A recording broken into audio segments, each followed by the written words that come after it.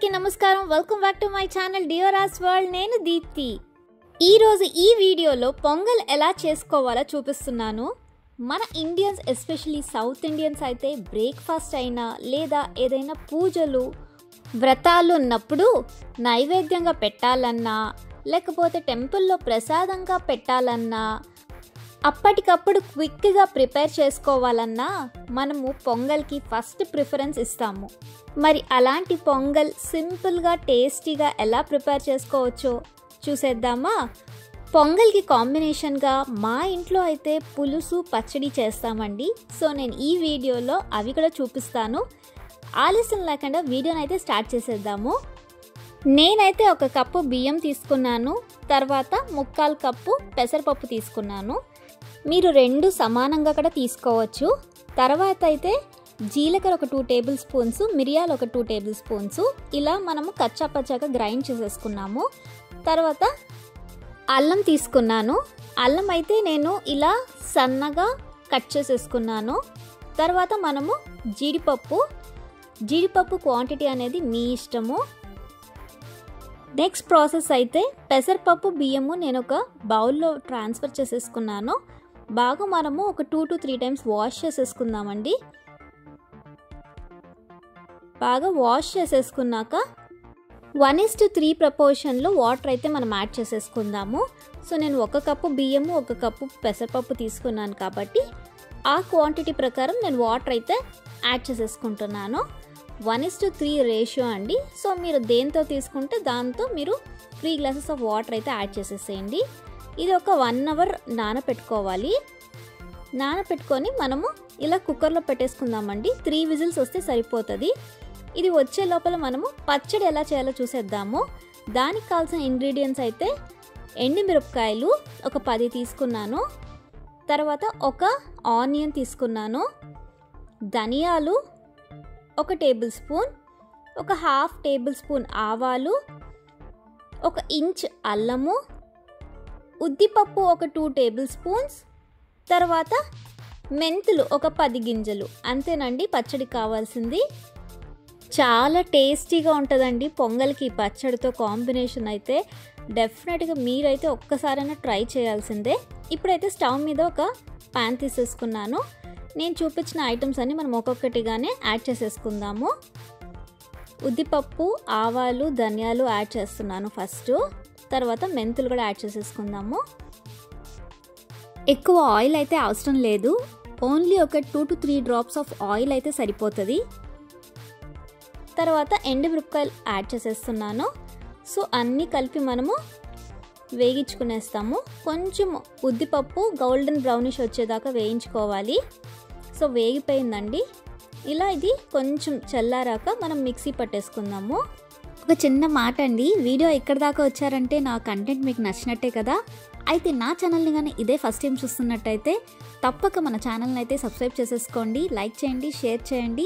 So that మరిన్ని videos చేయడానికి నాకైతే ఎంకరేజింగ్గా ఉంటుంది. పక్కనే ఉన్న బెల్ ఐకాన్ కూడా యాక్టివేట్ చేసేసుకోండి. నేను వీడియోస్ పెట్టగానే మీకు నోటిఫికేషన్స్ అయితే వచ్చేస్తాయి. మనం వేయించుకునింది ఇలా మిక్సీ జార్లోకి యాడ్ చేసేస్తున్నాను.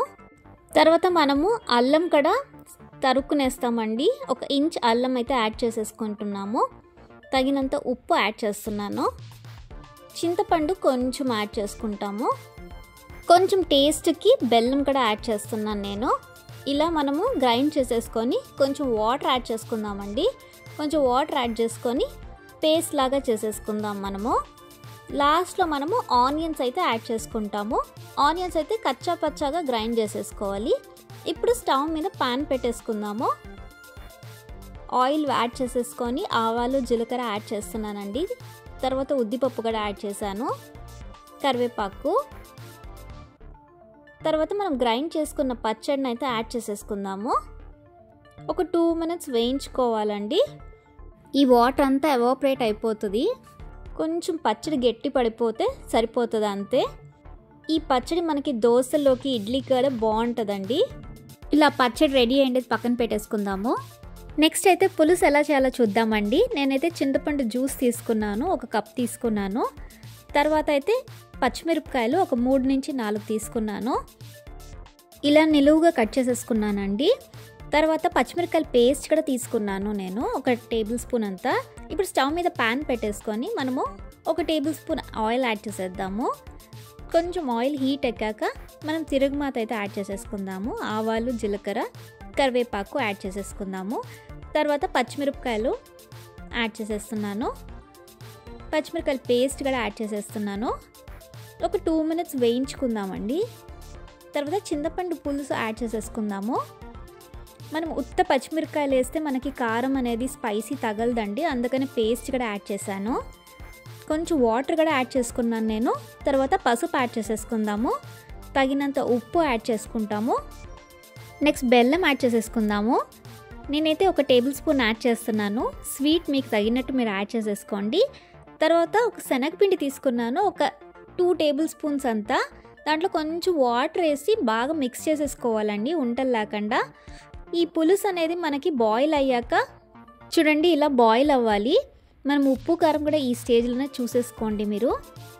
ఇలా లాస్ట్లో మనము శనగపిండి వాటర్లో మిక్స్ చేసేసుకున్నాం కదండి, అదైతే యాడ్ చేసేసుకున్నాము. అంతే, ఒక్కసారి ఇలా బాయిల్ అవ్వాలి.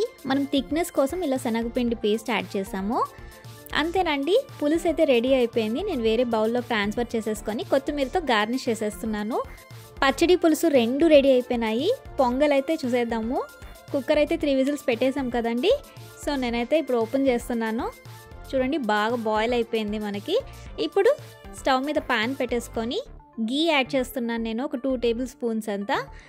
గీ యాడ్ చేస్తేనే మనకి టేస్ట్ బాగుంటుందండి. తర్వాత నేనైతే క్యాష్యూస్ యాడ్ చేసేసాను. జీడిపప్పు యాడ్ చేసేసుకున్నాక ఒక 2 మినిట్స్ వేయించుకోవాలి. తర్వాత మనము అల్లం తరుగు యాడ్ చేసేస్తున్నాను. తర్వాత మనం కచ్చాపచ్చగా గ్రైండ్ చేసుకున్న మిరియాలు, జీలకర్ర కూడా యాడ్ చేసేసుకొని కరివేపాకు యాడ్ చేసేసుకుందాము. పచ్చిమిరపకాయలు ఒక 2 అండి, ఆప్షనల్, ఇది కావాలంటే యాడ్ చేసుకోవచ్చు లేకపోతే లేదు.